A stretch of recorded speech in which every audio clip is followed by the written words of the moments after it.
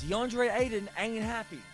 You can see it. DeAndre, you listen to this and you tell me if this sounds like a man that likes his job. Listen to this.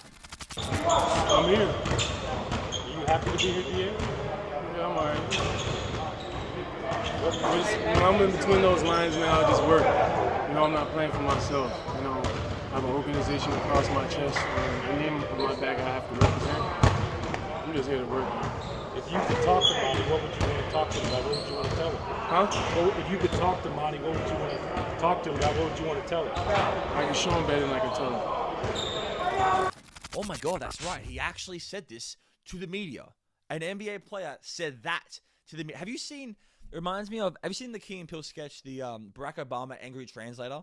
Awesome sketch. It's like, so people can't understand what Obama's saying, so he gets this guy, Angry Translator, his name's Luther, to translate the political mumbo-jumbo in an angry way, right? Anyway, an NBA player talking to the media, they need a guy like Luther. If Luther was translating what DeAndre Ayton just said to the media, he would be like Bart Simpson mode with like 11 megaphones cussing out the entire coaching staff, especially Monty Williams, on the goddamn announcers panel.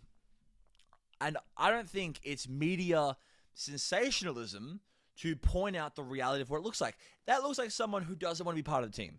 It looks like someone who, it's not just that he's not passionate about, I love every moment of being in the NBA 82-game schedule. No, like that guy doesn't, it's work for that guy. And that when you talk about championship teams, ain't great. And that's what it is. That's the reality right now.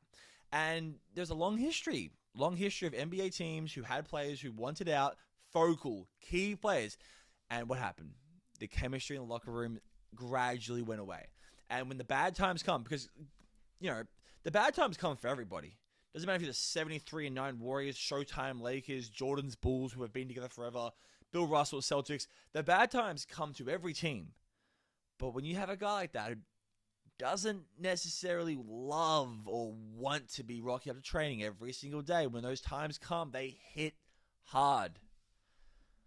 And having a player on that team, I'm telling you, despite the talent, if he doesn't want to be there, like, it's a terrifying place to be. Terrifying. And I really hope this gets resolved. I really do. And it might be already. It might already be resolved. Remember who we're dealing with, by the way. This is DeAndre Ayton. This is who this man is.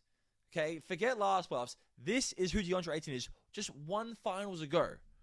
He's 24 years old. He's a monster in the paint. Monster defensively. Healthy. Remember him shutting down Anthony Davis. Prime Anthony Davis. Yes, and I know since those moments, that huge run, we had the sequel of the Scottie Pippen moment, I'm not coming on, like Game 7 against Dallas. If the reports are correct, and if they are correct, let me preference that.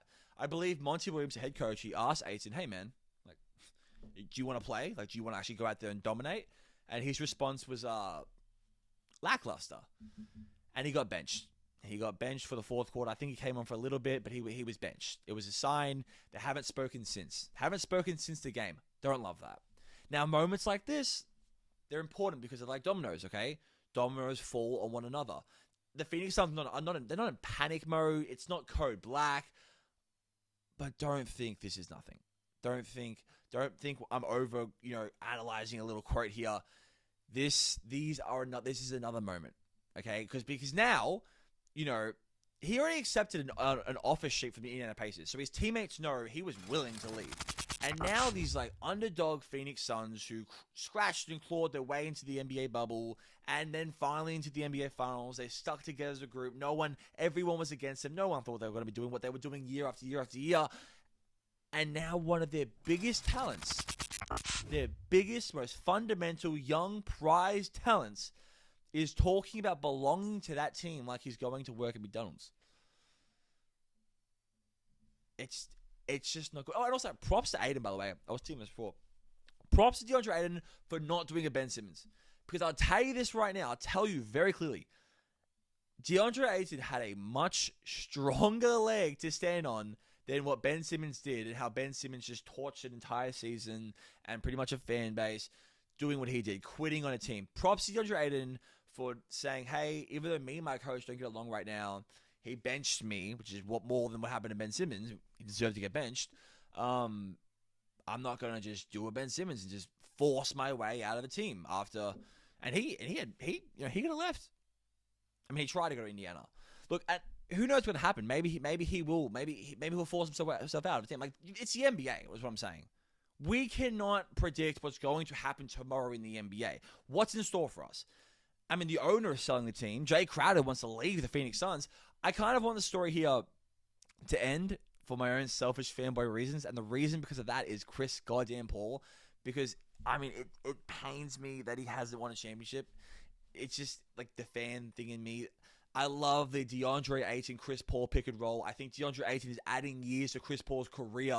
It's keeping him fresh. And I'll say this on the record. Nobody in the NBA deserves their first NBA championship more than Chris Paul. Nobody, not James Harden, not Damian Lillard, certainly not Russell Westbrook. I'm not just trying to crap on Westbrook now in this stage of his career because he was my favorite player. He really was in those Thunder days. But, like, no one deserves it more than Chris Paul. And we're going to keep you updated on this show of spectacles every single day. So, like, do what you should do and like and subscribe because we're always going to be on Basketball Network. 3, 2, 1.